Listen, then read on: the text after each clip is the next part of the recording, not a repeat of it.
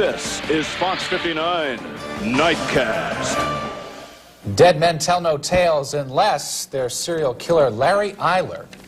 Good evening, everyone. I'm Bob Donaldson. And I'm Caroline Thaw. Nightcast learns an intense effort is underway to bring Larry Eyler's alleged accomplice to justice.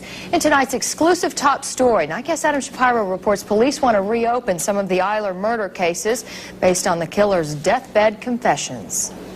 Before serial killer Larry Eyler died 3 weeks ago, he gave his attorney, Kathleen Zellner, detailed confessions in 21 brutal murders. And in telling me about the crimes, to give me a full description of them, he ended up having to tell me about the accomplice involvement. Zellner turned that information over to police in Chicago, Newton County, Indiana, and Kankakee, Illinois, which is where the new investigation begins. 19-year-old Stephen Crockett was Eyler's first victim. Illinois State's Attorney Clark Erickson believes Eyler had an accomplice in that murder. What Kathleen Zellner gave us was something that we didn't have before. And so I really can't comment beyond that except to say that we want to investigate it thoroughly. Which takes the investigation to Chicago, where detectives want to reopen the case of Eyler's last victim, Danny Bridges. The pictures are just too gruesome to show you. Bridges was cut into 8 pieces. Zellner says new forensic tests on evidence gathered almost 10 years ago from that killing and the one in Kankakee could lead police to Eyler's accomplice. There are people out there who know who you are, know what you've done, and I think that you will be caught. This is the apartment building where Danny Bridges was killed. The apartment building where Larry Eyler used to live. Police recently returned to this building looking for new leads, evidence they can use against Eyler's alleged accomplice. Of course, Eyler said he had an accomplice in another one of his murders. He says that man was Dr. Robert Little, an Indiana State University professor. The same man, according to Eyler, who helped pay for the apartment here in Chicago. Little was found not guilty during his trial in 1991 for the murder of Stephen Egan. Today, Little still teaches at ISU. One of the things I wanted to ask you about is that the police in Chicago may reopen the investigation into the Danny Bridges murder. How do you feel about that? I have no comment on anything. No comment whatsoever? Do you think it's a good idea to reopen that investigation? I have no comment. Neither Zellner nor police will publicly name Eyler's alleged accomplice. But this man will. I just feel that there's more people in danger, and if it doesn't stop, there's going to be more people dead. His name is Dejan Carley, and he's already testified in court that Eyler's alleged accomplice confessed to killing Danny Bridges. He'll share that story with you tomorrow night. Adam Shapiro, Fox 59 Nightcast. Police plan to re-interview witnesses from the original Eyler murder investigations. This will bring them to Indianapolis to talk with one of their key witnesses who lives here. You're watching WXIN Indianapolis. This is Fox 59 Nightcast. Serial killer Larry Eyler is dead, but police say his alleged accomplice is alive and the hunt is on to catch him. Good evening, everyone. I'm Deborah Zoller. And I'm Adam Shapiro. Bob and Caroline are off tonight. Before Larry Eyler died earlier this month, he confessed to 21 brutal crimes and named his accomplice. Police won't release the suspect's name. But in tonight's exclusive top story, one man who claims he was attacked by Eyler's alleged accomplice already has. He first introduced himself to me as Dr. Bob. Dejan Carley says he first met Dr. Robert Little in the mid-1970s. He would be reacquainted with Little many years later as a friend of serial killer Larry Eyler. And then when I met him through Larry Eyler in 1983, that's when I met him as Dave Little. Eyler and Little lived together here at Little's Terre Haute townhouse. But Eyler moved to this Chicago apartment building in the early 1980s. Little helped him pay the rent. It's the same apartment where Danny Bridges was brutally butchered and carved into 8 pieces. Carley testified in 1992 before the Illinois State Supreme Court that Dr. Little confessed to the crime. He just told me that he was the one that killed him, and that if I told anyone about the night that he and Larry were in the bar, that he could place me at the scene, and that nobody would believe me, that I would be in the same position that Larry was in. Dejan Carley used to be a bartender who worked at a gay nightclub here in Chicago. It's now a yogurt store and a mailbox, etc. Carley says the night Danny Bridges was killed, Larry Eyler and Dr. Robert Little came into the bar for a drink. Carley was acquainted with both men. Police say that Little told them he left Chicago around 10 o'clock that night to return to Indiana. But Carley tells a much different story. Larry left between 11 and 11:30 that night. And he stayed how late? He stayed until about 12:30. Little, who teaches at Indiana State University, denies any involvement in the Bridges killing. Did you kill Danny Bridges? No, I've never killed anybody. Carley also testified that Little attacked and stabbed him repeatedly here at the Surf Hotel a few months after Bridges was killed, warning him to keep his mouth shut. Carley, who says he was terrified, never filed a police report. But his statement is part of the new evidence police in Indiana and Illinois are reviewing to see if Larry Eyler had an accomplice. Have the authorities in Chicago been in touch with you? Okay. Any idea why anybody would want to look at you as a possible connection to these murders or that investigation? I don't believe anyone would.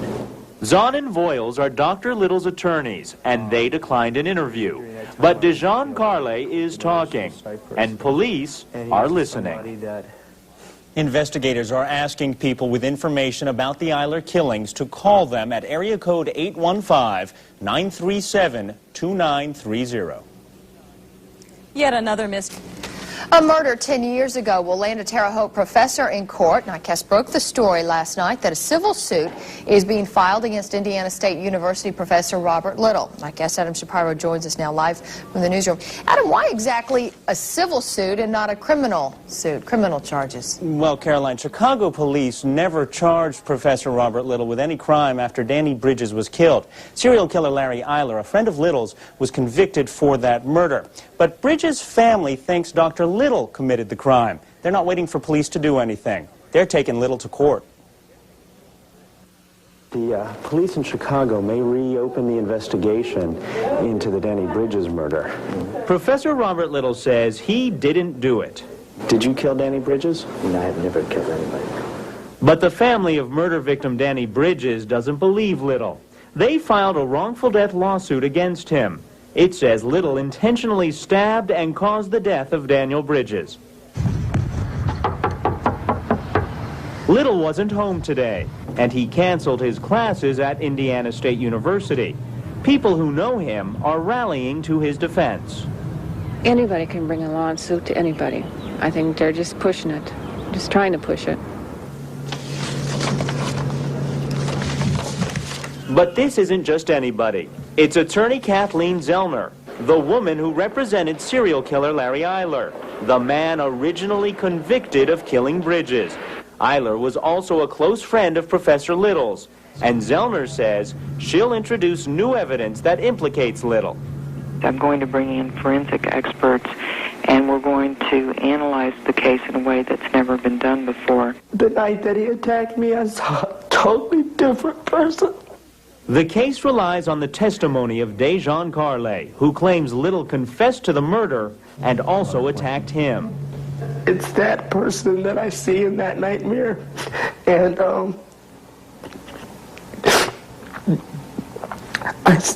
in the nightmare I see him, and it's like I still feel the stabbing. I can feel it. Now, this isn't the first time that Dr. Little has been tied to a Larry Eyler killing. In 1991, he was charged and tried for the murder of Stephen Agin. He was found not guilty in that case. Okay, we will keep up with this. Thank you, Adam. Professor Little's attorney declined to comment on the lawsuit. Making history isn't easy. Tomorrow, that in the full weather segment in just a bit. Caroline, Bob? Okay, Chris, we'll look forward to that. A legal storm is brewing tonight for a man implicated as an accomplice to a serial killer. Nightcast broke the story last month when police in Illinois and Indiana reopened some of the Larry Eyler murder cases. Nightcast Adam Shapiro joins us live now from the newsroom with the latest development. Adam, have criminal charges been filed in the case now? No criminal charges, Bob, have been filed, but I am holding a civil lawsuit that is going to be filed tomorrow morning in Chicago against Indiana State University professor Robert Little. Now, in this lawsuit, his accusers accuse him of being the killer of one of Larry Eyler's victims. One of the things I wanted to ask you about is that the police in Chicago may reopen the investigation into the Danny Bridges murder. How do you feel about that? I have no comment on anything. No comment whatsoever? Professor Robert Little was a close friend of serial killer Larry Eyler, and Little denies taking part in any of Eyler's 21 brutal murders. But last month, police reopened some of the Eyler murder investigations, including the case of Eyler's final victim, Chicago native Danny Bridges. Did you kill Danny Bridges? No, I've never killed anybody. Police have filed no new charges, but Bridges' family is. Tomorrow, their attorney will file this wrongful death lawsuit against Professor Little. The suit claims the defendant, Little, wrongfully and without legal justification or excuse, intentionally stabbed and caused the death of Daniel Bridges. Their case relies on the testimony of this man. He referred to him as the kid that Larry was arrested for just recently. Dejan Carle testified before the Illinois State Supreme Court that Little confessed to the Bridges murder. He just told me that he was the one that killed him. Now, there's a bizarre twist in all of this. The attorney representing Danny Bridges' family is the same attorney who represented Larry Eyler's death row appeals. Bob? Now, wait a minute, Adam. Isn't that a conflict of interest? It sure sounds like one. It does sound like one, but Larry Eyler died, and before he died, he confessed to all of these killings and gave great detail to that attorney. The question, I guess, tonight is, what is in those confessions that she's given to the police, but that she hasn't made public? All right, Adam, thank you for that report. Nightcast will continue to follow the case and bring you updates. Caroline? The fate of an Indianapolis attorney lies with the jury. For her killer. Sometimes murder investigations last for years. It's been 10 years since police closed the case on serial killer Larry Eyler. Today, 1 decade later, the officers who originally tracked Eyler meet in Indianapolis to re-examine the case. In tonight's exclusive coverage, police say this time they're hunting Eyler's accomplice. It's the first time in 10 years members of the Eyler Murder Task Force have gathered to review the evidence. That's got the photographs, the albums of some of the crime scenes. Yeah, the victims. The task force always believed Eyler had an accomplice, but it was disbanded after Eyler was arrested in 1984. Yeah, I think that was probably one of the biggest mistakes that was made during that period of time. We still had a lot of dead bodies out there. And a lot of unsolved murders until Eyler confessed before his death that he did have an accomplice. There were living people that were named by Larry Eyler who allegedly know of some of the accomplices' involvement. That prompted investigators in Kankakee, Illinois and Newton County, Indiana to reopen their Eyler murder cases and come to Indianapolis. Part of the being here today is to see if we can pool information and towards this alleged accomplice and possibly get some prosecution. It could take weeks, it could take months. Police say they are closer than ever before to catching Larry Eyler's accomplice, and they say they will do whatever it takes to bring him to justice. Eyler had a lot of friends, and he ran with a bunch of them, and we found that out through informants. And you don't run with somebody that kills people unless you're being involved in it. Yesterday, the family of one of Eyler's victims filed a lawsuit against Eyler's friend, Robert Little. They say Little killed Danny Bridges. Little says it's not true. I think it's obvious that Mr. Little probably does know more than what he's willing to tell people. I have never killed anybody. No criminal charges have been filed against Little, and the task force won't name their suspects. But I think that they'll come up with more arrests that were accomplished or doing the same things that Larry Eyler was. Professor Little has not returned our phone calls. Not all our young people are victims of crime.